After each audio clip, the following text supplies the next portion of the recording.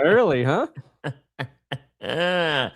Not even 11 a.m. on the East Coast, and look who's live. That's what they call us, the early boys. The early boys. That's right.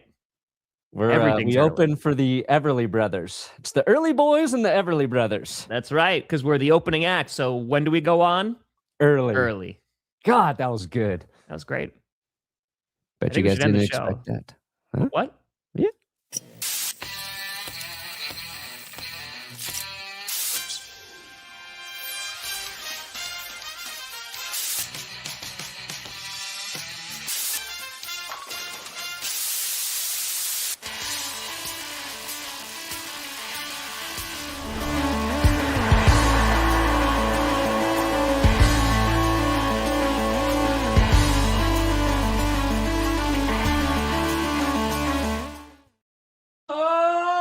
Baby, we here. What's there? You in the right direction. Welcome to another edition of the Grossi Perna Show. I'm Tom Grossi. That's Brandon Perna, and this is G-Up-B.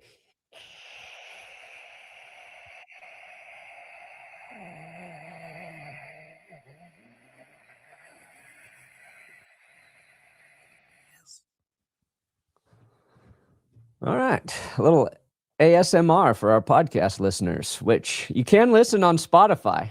Yeah, I forgot about that. And video. The videos are on Spotify now as well. Hey, look at that. You reached out and I got the email. And remember I said I was going to contact Perna, and then Perna's like, I don't know how to do it. And I was like, well, I don't know how to do it either. And now it's done. It's there. I didn't do anything. So was it easy to figure out? Yeah, well, it was just an upgrade to the platform that I used to like upload the podcasts. It added that feature for Spotify, so you just have to upload the video file now. Got it. I don't think anybody's watching the videos on Spotify, but they're there. That one person might. So in case you're just like, I don't want to watch it on YouTube, I want to watch it on Spotify. Look, guys, if we can get over 100,000 listens per episode on Spotify, Tom and I can make a fuck ton of money. That's how it works. We're not making any money. Times more valuable than a YouTube view for some reason. That is true. That's true. Yeah. There you go. Oh, you did power rankings graphics. Nice. Well, I didn't do it. So let's see here. Okay. All right. Okay. Look at that. JP, my power rankings are always. Up. Hold on. We'll hide this. All right. So you found a way to get to, technically 11, I think. So you have the Seahawks, the Patriots, then Sam Darnold. Well, it's actually the Seahawks defense and the Patriots defense. And then I got, Slinging Sammy D. Then you got the wide receiver core for the Seahawks. I did skill players. Yeah. Seahawks skill players. Drake Maye. 666 is just the Patriots. They do have the most devil magic heading into this game. Yes. Fair. Okay. And then we got the wide receiver. Oh no, that's Patriots skill players. Wide receiver core. Yep. Okay. Got it. And then is that Vrabel? Yep. Then I got Vrabel at 7. Got it. Then you got McDonald. Uh-huh. Okay. Got it. And I got Shaheed and Jones, X Factors. Okay. Little Marcus Jones action. Okay. Yeah. So who did you curse? Actually, unfortunately, it was the Seahawks skill position group. Oh, that's tough. Yeah. That's tough. That's a tough scene. But oh, hi. Oh my God. Oh wait, wrong way. Yeah. There you go. Hello. Hello, Power Rankers. Hey, Power Rankers. Hey, welcome to Power Rankers. Thanks. Thank you again, JP. I appreciate you. Thank you. Dude, if things get bad on YouTube, I'm just going to do Power Wankers. Yeah? Mm-hmm. You want to flesh that out a little bit more? Well, yeah. The 10 best things to wank it to this week. That's could be people, could be things happening in the world, you know? It really covers everything. Is there a curse wheel? Yeah, your dick falls off if it lands on you. That's tough. Yeah. That's tough. All 32 NFL owners face off against the 32 best players in a contract year. Full pads winners either get more or less money. Like it. That's going to be tough. I mean, there's going to be like a lot of Packers owners that are going to be on the field. So there's just talked about yesterday about how to fix the Pro Bowl on clickbait. And I like the idea that you have like, you still are giving out a good hefty sum to the winning team, but it comes from the owners of that conference, right? So if the AFC loses, they got to pony up all that money, and that comes out of their personal bank account. Oh, yeah. That's what I mean. That's what Welcome to the real world. That's it.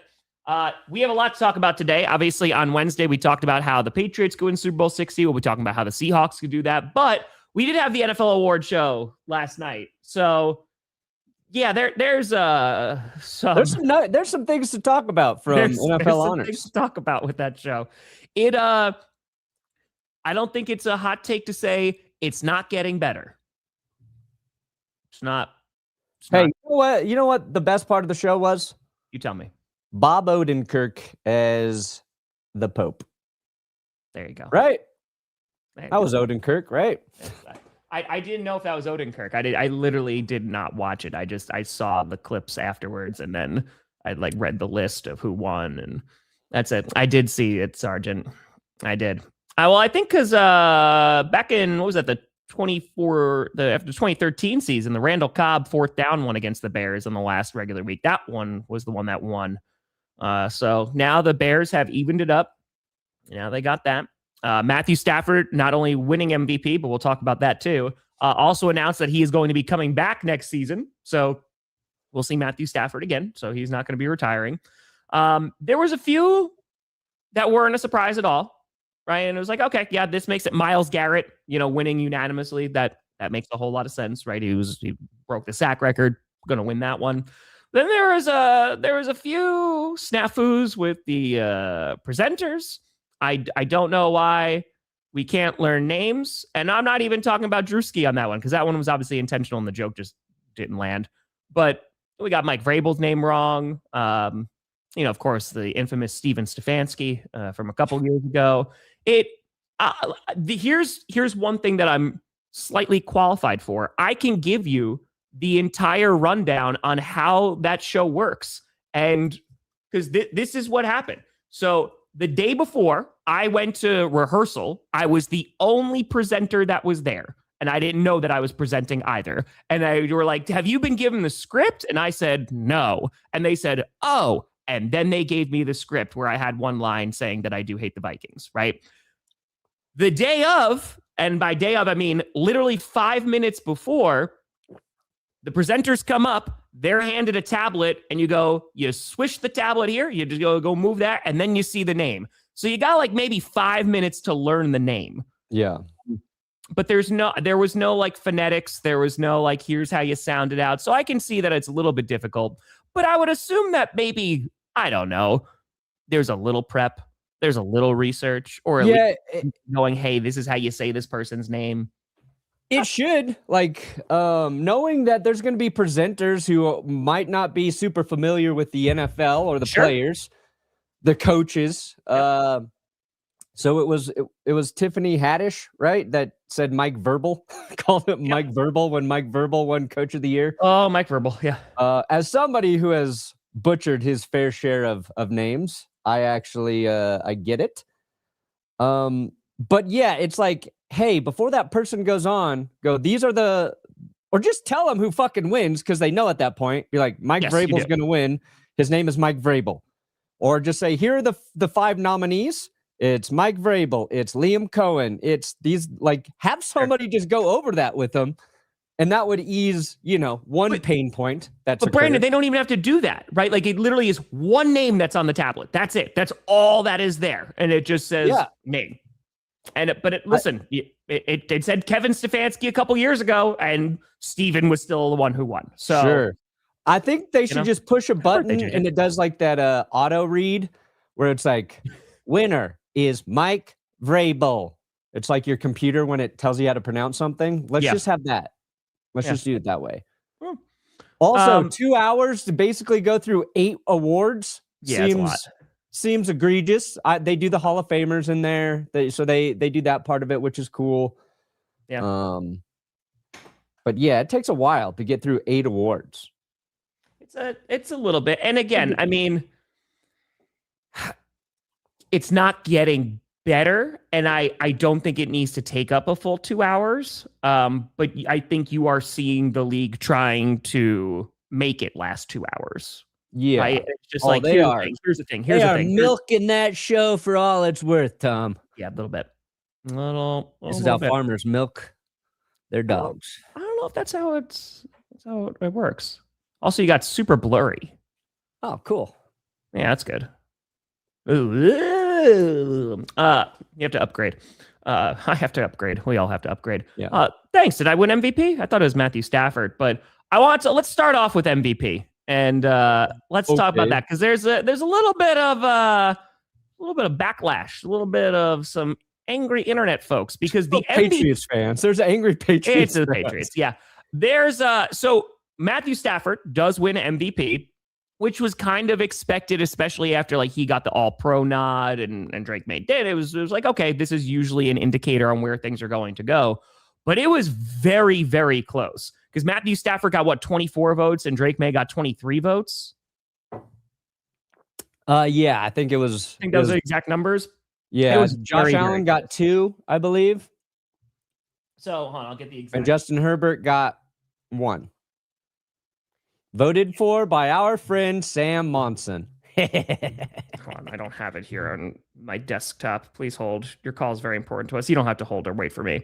Yeah, I want to just get the actual number. Okay, so yeah, Matthew Stafford 24, Drake Maye 23, Josh Allen 2, and Justin Herbert 1. Yeah, so it was a very, very close MVP race. And so, of course, after this comes out, everyone goes, well, wait a minute. Who voted for Justin Herbert? And so the way that the MVP noms work, by the way, and I think this is a very important point, and Sam wound up clarifying this as well, is that they don't just send you the list of oh, here are the 5 people that you can vote for. So you just vote, and then those 5 people are the amount of people who got actual votes. So here, Herbert gets 1, and I think I don't think that Justin Herbert was the MVP this year, so I disagree there. But I don't know, man. MVP, I've been complaining about for years. You've been complaining about for years, because it's the quarterback award, right? It doesn't matter whether, Saquon Barkley has a cajillion yards or CMC has the best season, or it doesn't matter, right? So I think that Sam justified it enough to be like, yeah, this is why I think he would do that. And obviously, it doesn't look good in the eyes of Patriots fans, because Drake Maye would have then tied Matthew Stafford for MVP voting. But you know what? You can hang your hat on? Drake Maye's in the freaking Super Bowl. Yeah. You know what? Maybe he's in the Super Bowl, guys. You could go win on Sunday, and then you're not going to really care about this a whole lot. That's my view. What do you think? I think Justin Herbert should have won. You think he should have won MVP? It's the only way Chargers fans are ever going to win anything. That's tough. Boom. Roasted. That's tough. Dude, I respect Sam coming out and saying, I was the man who voted for Justin Herbert. Because first, that takes some balls. That takes some balls. When you can gauge the temperature of Twitter, and it is red hot, and people want to burn you down for voting for Justin Herbert. It was just meme after meme of the one Herbert vote, and Sam had the courage to stand up and say, I did it. So respect. And I actually kind of get his point too, because late in the season, watching Justin Herbert, and we talked about it a few times on the show. I'm sorry.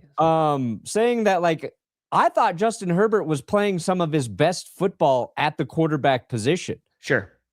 What he was doing in the circumstances he was playing under, I thought was wildly impressive. Now, this voting process happens before the playoffs. I think obviously the playoffs didn't do him any favors there. Had he played really well in the playoffs and won a playoff game or two, people might be a little more, convinced that you could make a case for Justin Herbert. But I agree that I think Herbert played some of his best football based on having zero offensive line. And it's not just, it's like, it was one of the worst offensive lines in years and years. So I get that part of it. Now, the way everybody looks at MVP, in no world is anybody thinking of Justin Herbert as an MVP this season. So I understand the criticism of it. And if I were going to pick a guy, I'd probably say, yeah, I think Matthew Stafford was the MVP. Yeah. And I think what gets so stupid about this award is that if you say you think Matthew Stafford was the MVP, people just want to draw a line and they want to say, you're saying he's the MVP. That means you think Drake Maye sucks. It's like, no, that's not what anybody's saying either. I'm saying Stafford was maybe just a tiny bit better than Drake Maye this year.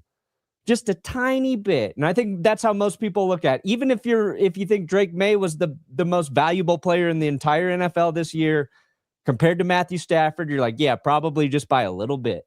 And it was the same when we did this exact same shit when it was Lamar Jackson and Josh Allen. It's like, oh, you hate Josh Allen, you hate Lamar Jackson. Then it's like, no, they were both really fucking good.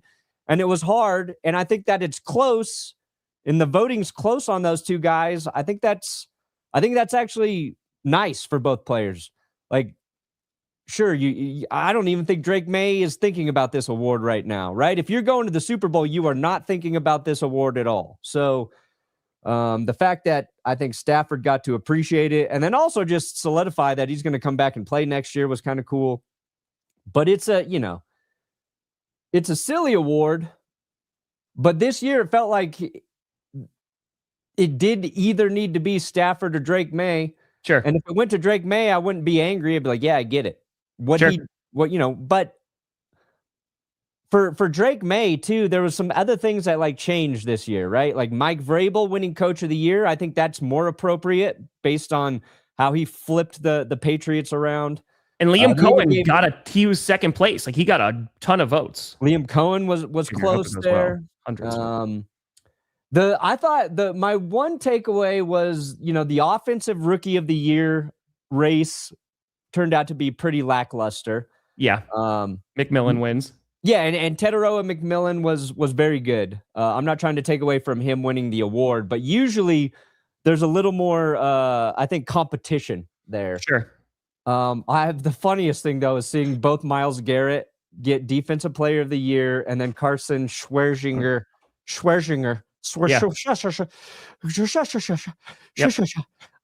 get Defensive Rookie of the Year.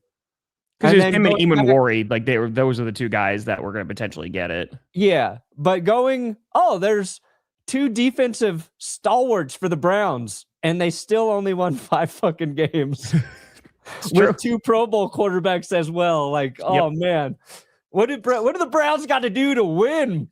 My God. Score some points would probably be helpful. They beat the Packers, though. So, yeah. I don't know how much I can say. Yeah, I feel so just to go down here. So you have Stafford wins, Jackson Smith and Jigba. He winds up winning Offensive Player of the Year, which, I mean, there was talk when JSN was going off. There was talk about that man potentially winning MVP when he was going through that stretch where like he just could not be covered.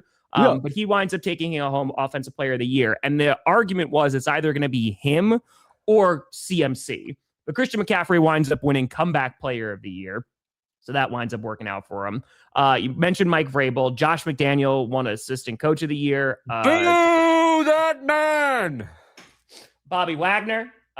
He wound up winning Walter Payton Man of the Year. And then the Hall of Fame, you got Drew Brees. You got I'm so happy for Larry Fitzgerald, man. Larry Fitzgerald, Luke Kuechly, Adam Vinatieri, and Roger Craig. Yeah, so there's a couple fun things that also happened here. One, I think Luke Kuechly is like the second youngest player to ever be inducted into the Hall of Fame. I keep forgetting that he was even going in. And then I was like, oh my God, dude, Luke Kuechly going into the Hall of Fame. It made me feel so incredibly old, Tom. He's still a young dude, man. He retired very early, which is like why, but that dude, made me feel old. And then Stafford was the oldest player to get his first MVP Yeah. In the NFL at age 37. So to get your first one, Stafford, oldest guy to do it. So I thought those were two interesting things. Well, because Stafford, I think the only other award he's won, I think, was like comeback player of the year, right? And that was like 15 years ago, I think. Yeah. I want to say it was like the 2011 season or something. I think surviving the Lions was also one. Yeah, that's they just did that internally though. Yeah. Yeah, I feel I'm very happy for Luke Kuechly. Did you see the video of him getting it? Because like they always do the surprise or like they knock on the door of the player that's getting into the Hall of Fame. So like Luke Kuechly, I don't know if he's coming from outside or just like his basement or something, but he comes upstairs and then there's just a bunch of people standing in his kitchen, and Luke Kuechly's like, "Hey guys, what's going on?" So that was good to see. I mean, I love Luke Kuechly, man. I mean, he is one of the best defensive players to ever play football. So I'm very, very happy. I'm no surprise about Drew Brees or Larry Fitz either. No. Yeah, I mean, was there any like real surprise for you? Because Coach of the Year, I thought Vrabel was going to get it. I think especially because, again, the playoffs do not count. So the voting is done. They can only count the regular season. I thought Vrabel was kind of going to be a shoo-in. Cohen was up there. Shanahan was up there. Johnson was up there. But I thought that Vrabel was well-deserved. No, Vrabel makes sense. Now he's won it twice. And I thought Kyle Shanahan would have received more votes than he did. Yeah. I think what he did as a head coach was very impressive, but then you're getting very nuanced about like coaching and what that means. So I thought Kyle would have gotten more votes, but yeah, the rest of this, all makes sense. Bobby Wagner wins Walter Payton Man of the Year. I forgot. So that's the other big one they do in there. Hold on. We got breaking news. Oh, God. Jim Schwartz sent the Browns a resignation letter this morning. Tight. If I wasn't clear by my fiery exit, it's in writing. Oh, man. Oh, yeah. Two of my guys won Rookie of the Year and Defensive Player of the Year, and you didn't give me the job? Smell you later.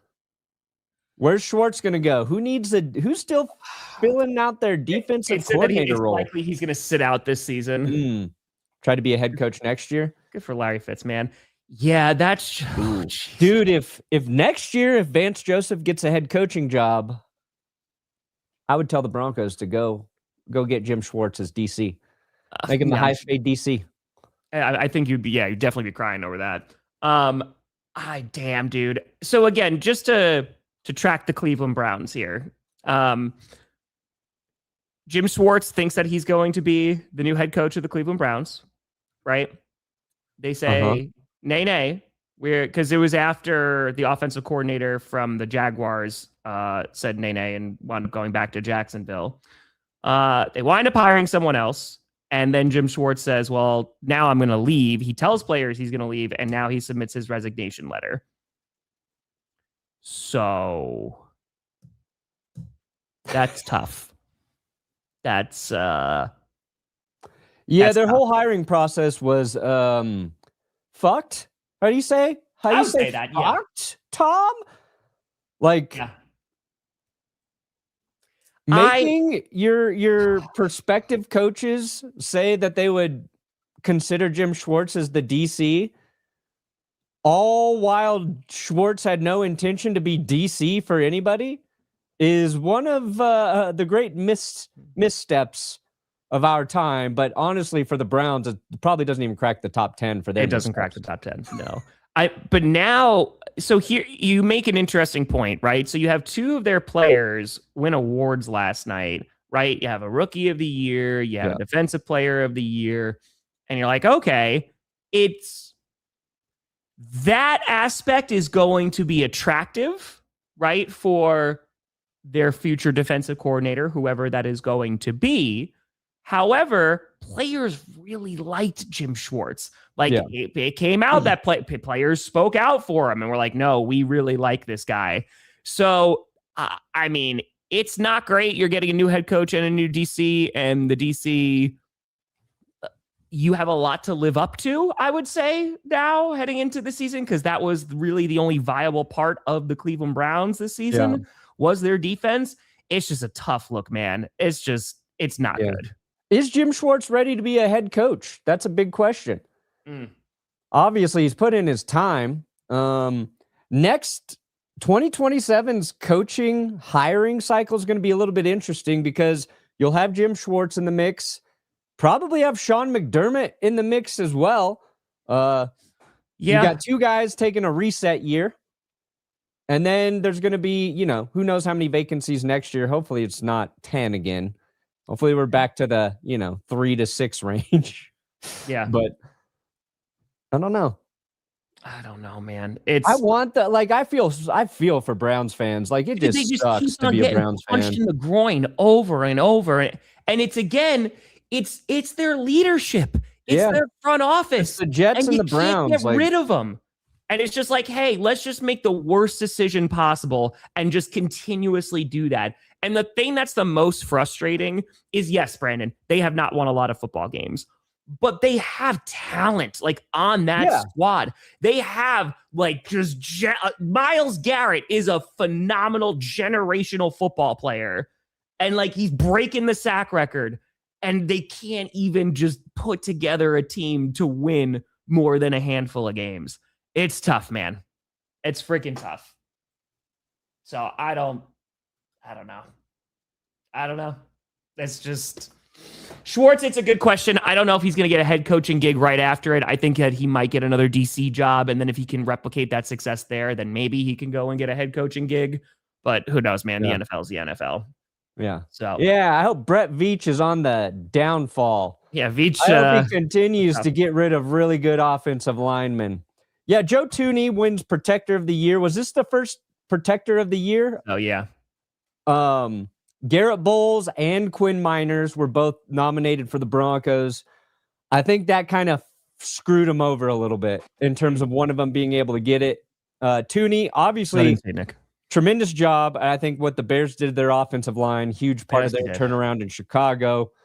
I would have liked to see Garrett Bowles get it, though. I think Garrett Bowles was arguably the best tackle in the league last year. And I think it's very biased to me to want Garrett Bowles to win it as a Broncos fan. I understand that. But I think understanding where Garrett Bowles was after the first 2 years in the league to where he is now is very impressive. That man was ridiculed, booed in Denver. It was Garrett holds because penalties were a massive problem for Garrett Bowles on top of not looking like a first round draft pick. And he's evolved into one of the most reliable tackles in the game. So would have liked to see it for Bowles, but I think Joe Thuney, very well deserving as well. Yeah, no, he played great. I mean, their offensive line got miraculously better. I mean, night and day. Yeah.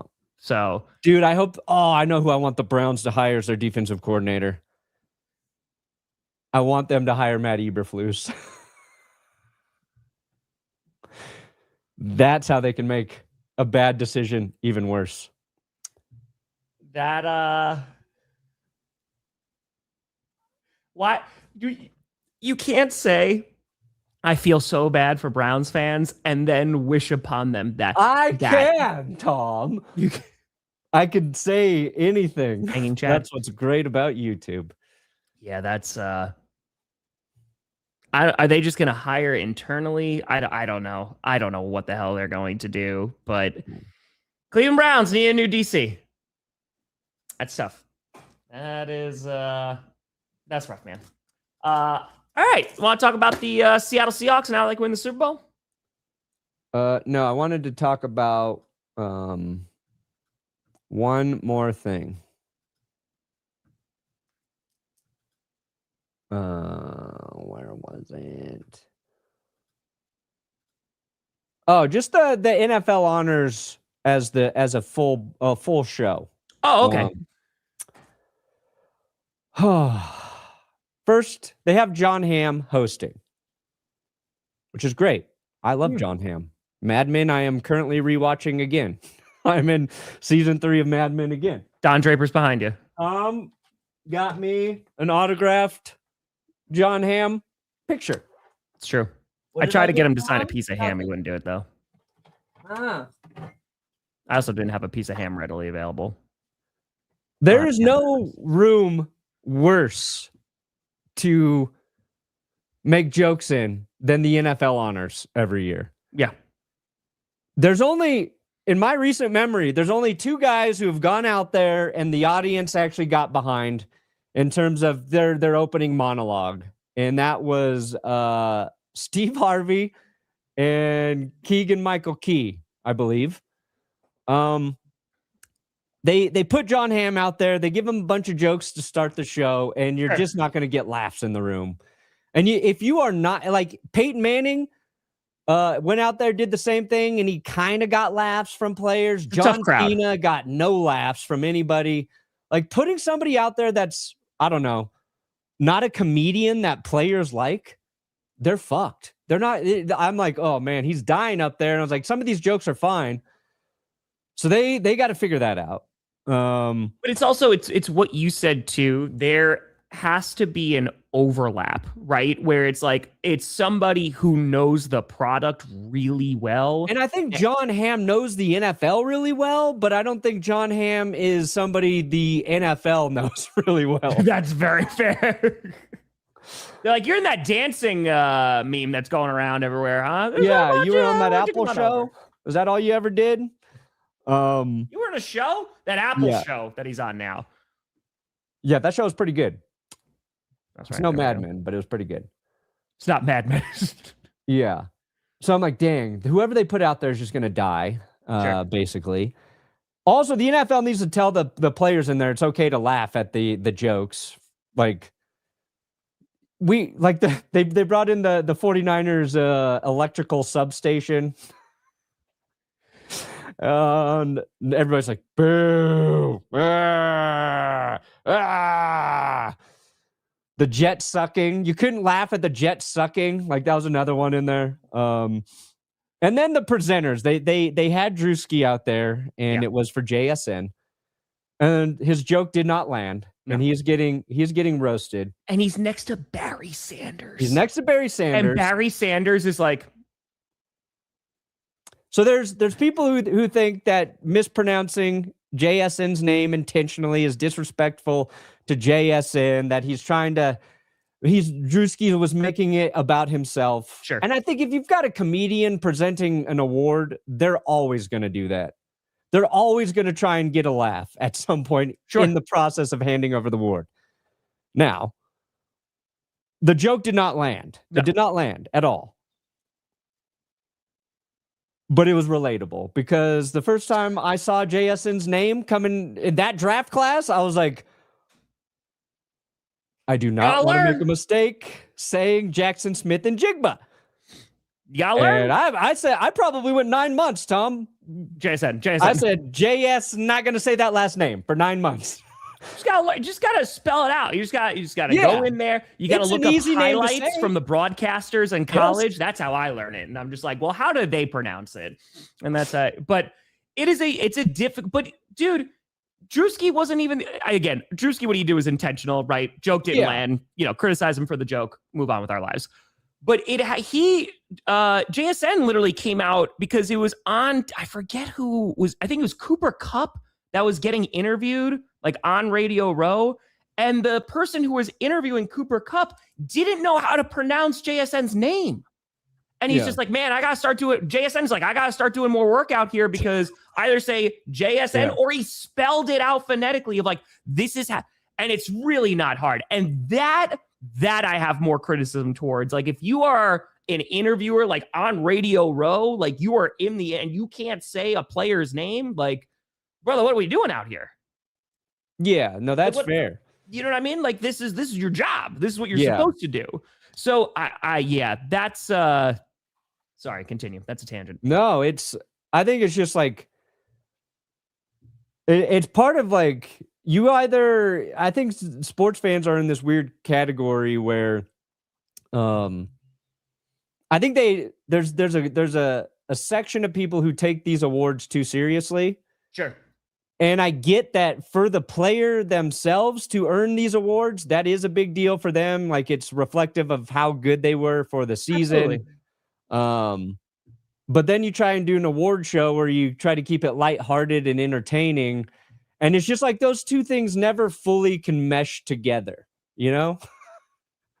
Well, that's any of these award shows. Like, the best award shows were when Ricky Gervais just came out and shit on everybody. Like, when he was just ruthless as the presenter and the host. Like, I'm destroying every one of these shows.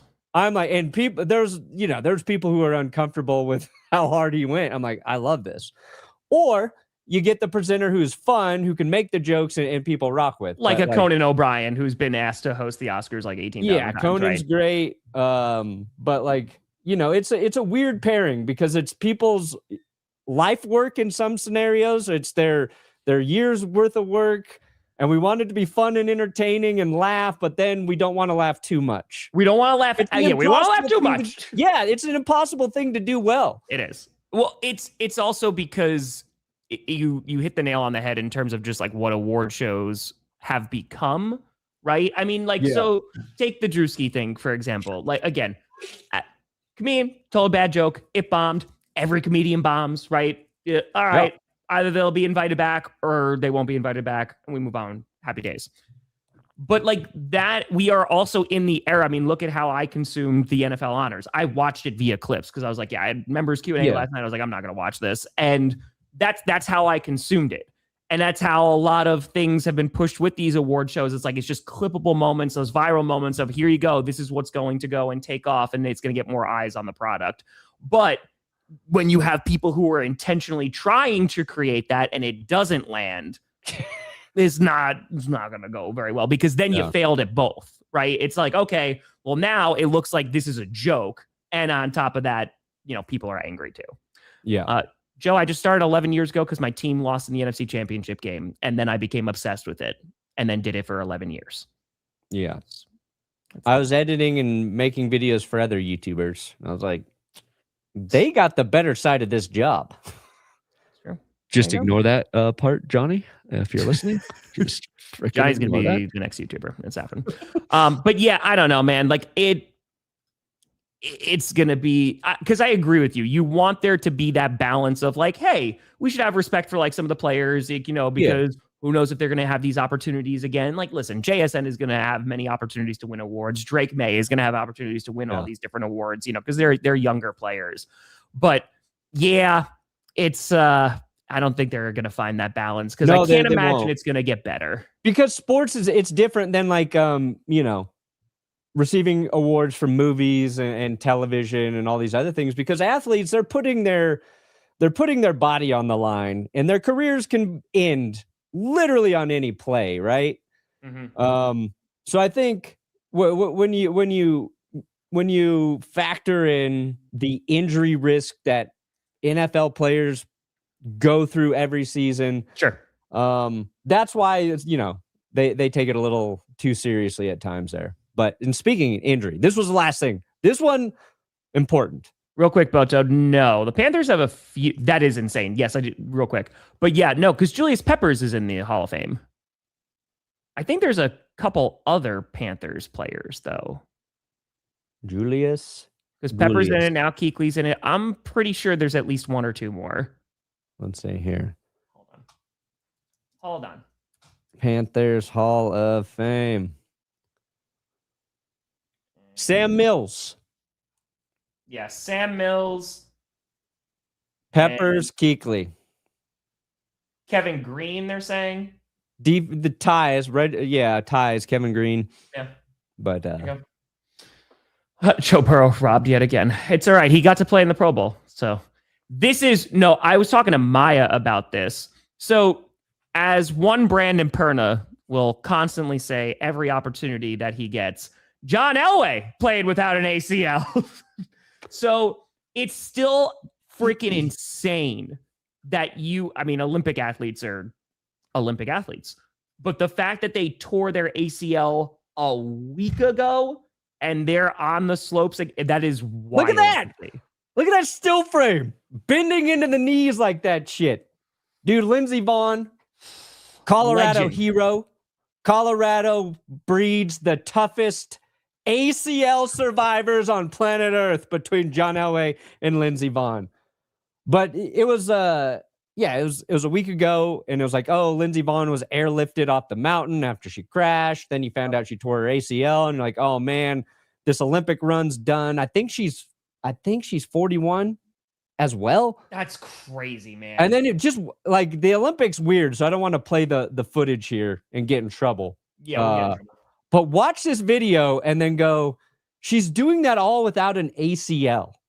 Like, it's not just a straight shot. Like, you're leaning in all these turns, dude. Real quick, Brandon, you mentioned Colorado. She was born in St. Paul, Minnesota. Was she? Yeah, I think she claims from being from Colorado.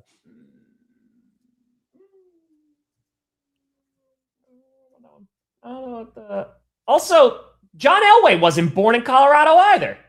Yeah, it doesn't matter that he wasn't In born Washington. here. Lindsay Vonn, Colorado. St. Paul. I think she claims Colorado. Fair. Oh, so it's just what you claim. Okay. I declare bankruptcy. But yes, this is insanely impressive. My legs would disintegrate. And I can't imagine the amount of painkillers that Lindsay is on. Because we have seen players in the NFL play without an ACL, right? Or they mess up their ACL and they still wind up playing a few plays or finish the rest of the game. This was a lot more common, I feel like, a few years ago and, in earlier editions of the NFL. But this is wild to see that it's like, oh yeah, no, like there has to be a good amount of pain because it's really just like for stabilization. And I'm not an expert here, so take this with a grain of salt. I think you need to be able to stabilize yourself when going down a mountain on skis. Over 100 miles an hour. I think that maybe. Yeah, dude, it's nuts. Like that is a feat of badassery. It is. That was a badass moment, I guess. Go win all the Olympic medals. Get it, Lindsay. That's for that. I like it. Dude, she wins a gold medal without an ACL. Who's going to top that ever? Nobody. That's pretty cool. Since Schwartz left with Green Bay, actually, interviewed him. I know who could top it. I know who could top Lindsay Vonn winning a gold medal without an ACL. Who? It would be Phillip Rivers coming back into the NFL, re-tearing his ACL, playing through the playoffs with the torn ACL, and winning a Super Bowl. Because Rivers did play without an ACL in a playoff game. Very, very admirable effort. He was terrible. But he did do it. So now we can talk about the Seahawks? Now we talk about the Seahawks. Nobody cares, dude. It's like people at this point are over the Super Bowl prediction. Yeah. That's very fair. Yeah, that's very, very fair. I think 2 weeks I think it should just be 1 week. Go right into the Super Bowl. No week off. But we talk about this all. It's like the worst week because it's just you have the whole week after the championship games because like maybe you spend Monday talking about the actual games that happened that Sunday, and then it's just blah blah blah blah blah blah blah blah blah blah. Oh wait, a whole nother week. Blah blah blah blah blah blah blah blah. And it's just but it's talked to death. It is no longer there. People are saying Kurt Angle won. That's right, Kurt Angle. Gold medal with a broken neck. With a broken freaking neck, Perna. Fair. My Olympic knowledge is not good. Most of what I know about the Olympics stems from my 3rd grade report about Jesse Owens. There you go. Michael Phelps ripping bongs and dressing in thongs. Oh, do you do that too? Good for him. I mean, they all do, don't they? I think those Speedos. Yeah, Speedo's a glorified thong. I feel like it rides up differently. Yeah, broken neck. That's pretty impressive. Right. That's right, Neon. A broken freaking neck. But bones heal easily. Bones heal easily. ACLs, those take 9 months. Well, I mean, if you don't need one to play quarterback in the NFL, how much do you really need them? And just like that, we have belittled it. That's how like people are like, but how broken was his bone? Yeah, but how broken was his neck? How broken? Well, EA making good updates to Madden. Well, maybe we'll get better NFL honors before that happens. Difference maker we talked about a little bit yesterday, I think is going to be the Seahawks pass rush. I think that is one of the things that stands out because the Seahawks are going up against an offensive line that has allowed a ton of sacks in these playoffs. I think that getting Drake Maye uncomfortable, which you and I have spoken about ad nauseum, about his ability to run, which is definitely a pro for the Patriots. And who knows, he may be their leading rusher because it is very difficult to run against the Seattle Seahawks. But I do think that being able to get after him and bring him down, that's going to be probably the toughest thing that the Patriots are going to have to contend with, because not only is their secondary really good, but the Patriots O-line is not the best. It's gotten better, but it is not the best, and May is still getting some hits. Yeah, and I think like Seattle's defensive front has been really good. There was a stat I put in the power rankings about how many of those defensive front dudes have like over 30 pressures this year. I think it was like the most of any team to have like that many guys with over 30 pressures. But DeMarcus Lawrence coming over from Dallas, he's been great this year. And we put in the clip of like, there's an interview with him when he joined Seattle. It was like, why did you leave Dallas? And he compliments Dallas and his time there. He's like, but I was never going to win a Super Bowl on that team. So, yep. Almost prophetic that he joins the Seahawks and he's going to a Super Bowl. Byron Murphy's been very good. Leonard Williams has been insane. You got Derek Hall, and you've got like Boye Mafe, great depth. Jaron Reed, great depth. And Uchenna. Like, they've got so many guys up there. Ernest Jones, underrated linebacker.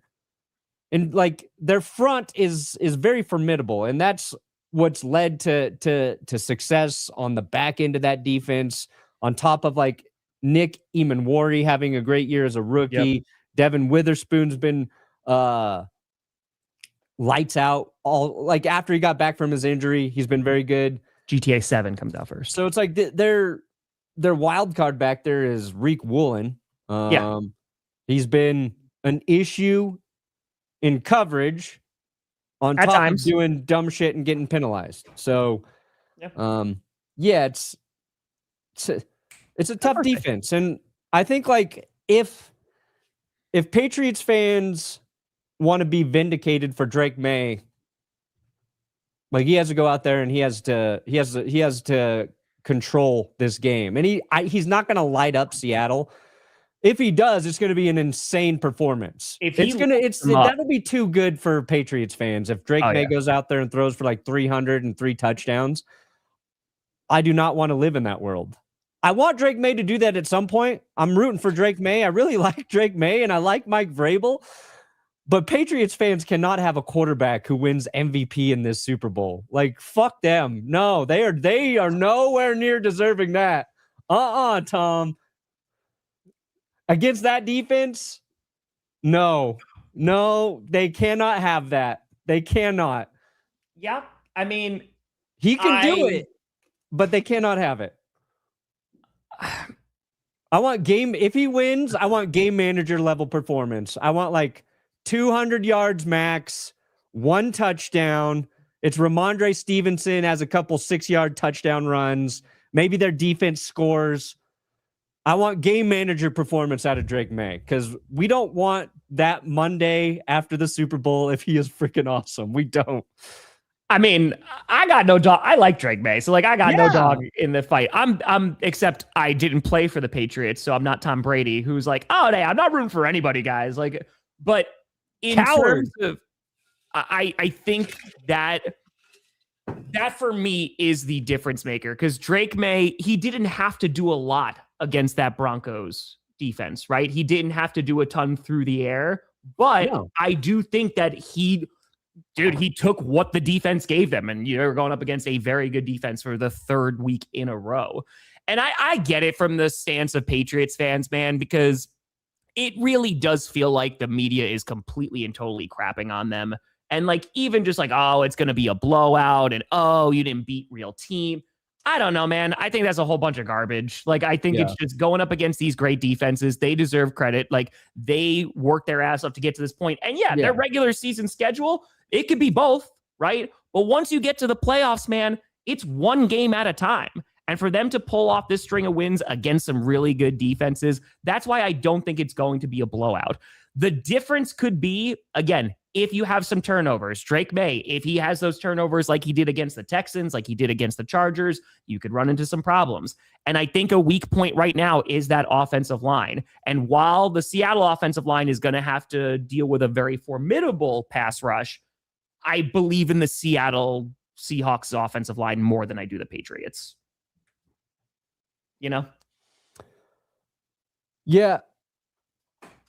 I think one thing Drake Maye does that Seattle's got to be prepared to defend is when he runs in the middle. He takes off between the tackles at a very high rate. I think it was the most of any quarterback. A lot of quarterbacks, they'll flush out. Like Bo Nix, his natural rollout is to his right. And if he is going to run, a lot of the times he's already on the right side of the field. He's done a good job cutting it back across. But Drake Maye, when he decides to take off and run, a lot of that is because the middle has opened up for him. And I think like a linebacker, I don't know how Seattle really uses, Ernest Jones or Drake Thomas there or whatever. But like they've got to have somebody to be able to account for that when he does. And the problem with Drake Maye is it's not like that is something he leans on doing. He is very smart when he runs. Like he's mobile and he picks his spots to run. And that's when he makes big plays. And that's how he got the Broncos. We've seen him do a lot. So if Seattle can defend that, and when he wants to take off and he just can't, like that will be their advantage. But yeah, I think turnovers, and I think right now the Seahawks, I know they've only played 2 games as opposed to 3 for the Patriots. They haven't turned the ball over. Like they're not doing that in the postseason. That's a big one. If they can not turn the ball over at all, and they even get 1 from the Patriots, I think that could be enough to turn the tides for the Seahawks. Steve, I don't think Eamon was snubbed for it. No, I think he's a really great player, and I think that he definitely could have won. But yeah. I mean, I probably would have voted for the guy on the defense that was going into the postseason. Well, it's not supposed to count. I know, but they were going in. They were considered, like the best defense in football, and he was a big part of that. So. No, Schwarzenegger's good though. He had a really Carson's great, but nobody cares about the Browns. Again, we'll see. I think that Maye is going to have to ball out, man. And I think that is going to be tough against a very good defense. And like I said, there was that moment in the third quarter where the Rams and Seahawks were just going back and forth, exchanging touchdowns. So like you can score on them, don't get me wrong. And you could score quickly. Look what Stafford did. But I think the fact that the Seahawks have been able to neutralize in some way, shape, or form really good offenses in the postseason, and we haven't seen the best of the Patriots offense. We've seen their defense play really well. We've seen Drake Maye at times play really well, and whether it's utilizing his feet or like having those clutch moments. That's why I said I think the Patriots can win this game if they drag them into the mud, and this is a very close defensive battle. I might pick the Patriots to win in that case. I don't know if that's what this game's going to turn into. I think there's just more on the Seahawks side, and we're not even talking about their offense, right? Like their offense is also very good, but you're going up against a very good defense. I think it's just going to be who's getting after the quarterback more. Because again, still, it's the same thing with the Patriots. If the Patriots are able to get after Sam Darnold, it's going to be a rough night. Sure. It'll be a tough night. And both quarterbacks are going to get pressure. They're going to get pressured in this game. Yeah. Are they taking sacks? Are they getting strip sacked? Are they trying to force something under pressure? I think Darnold's played very well under pressure through the second half of the season. I really think Seattle's got to lean on I think they got to have success with Kenneth Walker. I think it would help. It's so hard to do that against New England. They're very good. Both teams are very like these teams are kind of similar. I'm trying to think like it's just a talking point, but yeah. Like if you're the Patriots, I think you're trying to eliminate JSN, right? You take him out of their passing game. It's like, okay, New England's got or the Seahawks got to lean on Cooper Kupp and Rashid Shaheed if JSN's unavailable. And AJ Barner. And all of those guys are solid. AJ could be kind of the wild card in this scenario, but the one issue you have when you have a guy as talented as JSN, it's like, who is your offense when he is eliminated? The Patriots have a little bit of advantage there because they don't have a single guy as their receiver, right? Like Stephon Diggs is their main target, but you got Booty. Sure. You got Mac Hollins. Then they're used to leaning on those other guys a little more, I feel like, but well, it's also to your credit about talking about the wide receiver group. Like you look at Cooper Kupp. Like Cooper Kupp had a really nice game, right? Like even Jim Bobo was able to get into the end zone. I think that there are options there. Shaheed could be used in the run game. He could also just take off good special teams, but he also could be utilized as a receiver. I have more confidence. I like Christian Gonzalez a lot. Like he's probably one of my favorite players right now. If he's the guy that's on JSN, I think there's more opportunities for other Seattle receivers to get open, maybe more so than the Patriots. Because, Booty's good. I like Booty a lot. But also Stephon Diggs, first of all, are you going to be able to contain JSN? Because he has gone up against some of the best secondaries and still been able to be really damn productive. And two, you have a lot of other options. Yeah. Yeah, I saw the comment about Seahawks having Noah Fant. No. But you do have another former Bronco tight end, Eric Saubert. So maybe we get an Eric Saubert sighting. Maybe. I think that there is enough on paper for me to go, okay, I think Seattle in all three phases of the game, theoretically, they should win this. I had them winning 21-17, I think was my score.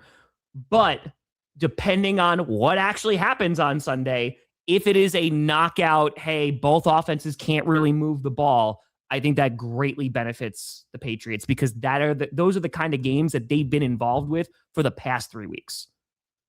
Yeah.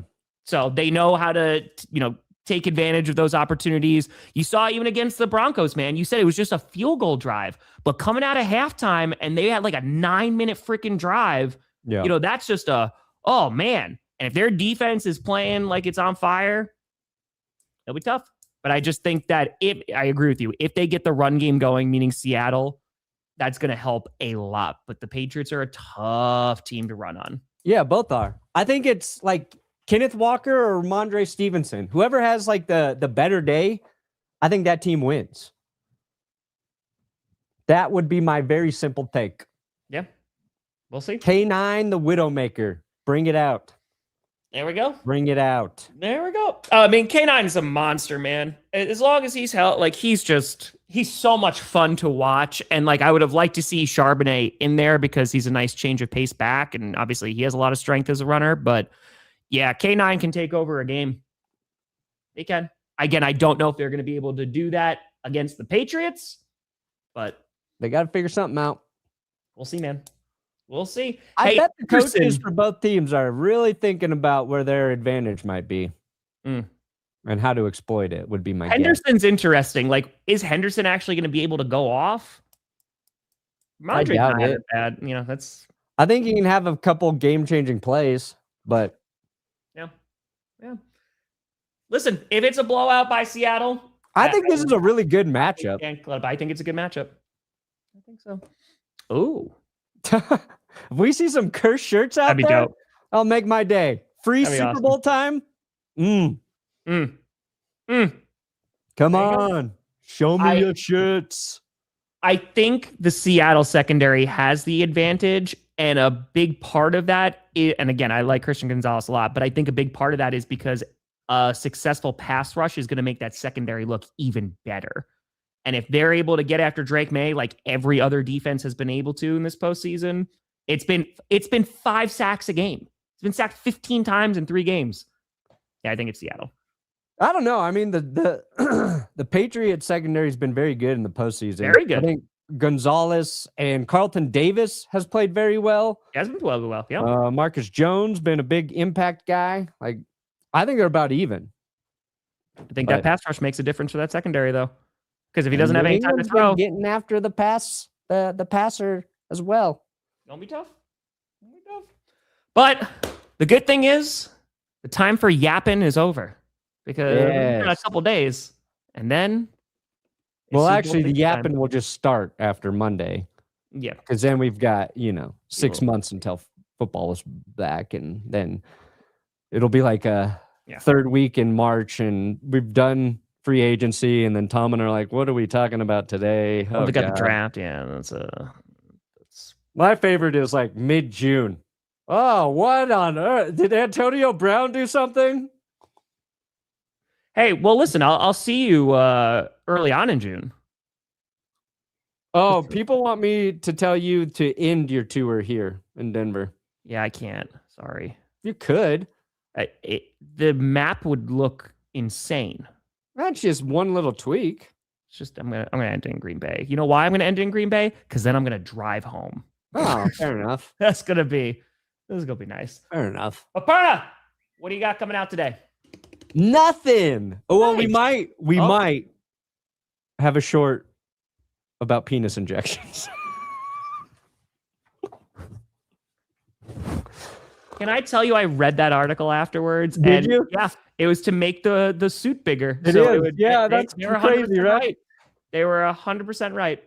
That flap can provide X amount of lift. What? Oh, okay. That's a little bit more. I'm in the midst of editing the Patriots skit that is going to come out today. I just have to reshoot something because of the MVP results. So I just have to do a quick scene. That should come out in a few hours, and then Friday night Q&A will be tonight. But folks, every Monday, Wednesday, and Friday morning, 9 to 10 Mountain. 11 a.m. on the East Coast, 10 a.m. Central Time. There you go. That's how you know. Well, folks, thank you so much for watching. We'll see you after the Super Bowl. I'm Tom Grossi. Are you streaming the Super Bowl, Perna? Yeah, I think so. Okay, we'll both be streaming the Super Bowl. I'm Tom Grossi. That's Brandon Perna. This is GPS. And you have been navigated. That was beautiful.